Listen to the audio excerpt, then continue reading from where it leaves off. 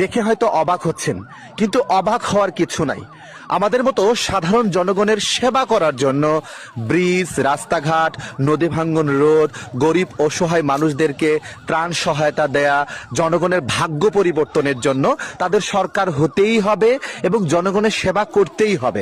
শুধুমাত্র জনগণের ভাগ্য উন্নয়নের জন্য, জনগণকে সাহায্য সহযোগিতা করার জন্যই তাদের এই সংঘাত, চেয়ার ছড়াছড়ি। কারণ তারা জনগণের সেবা করবেই, তাদের করতেই হবে, এই কারণে তারা এই ছোড়াছড়িটা করছে।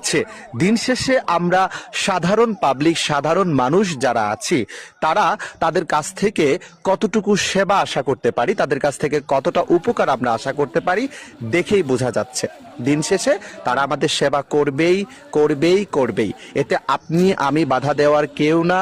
তারা এইভাবে চেয়ার ছোড়াছুড়ি করে ক্ষমতায় গিয়ে তারপর আমাদের সেবা দিবে, আমাদের শান্তি দিবে।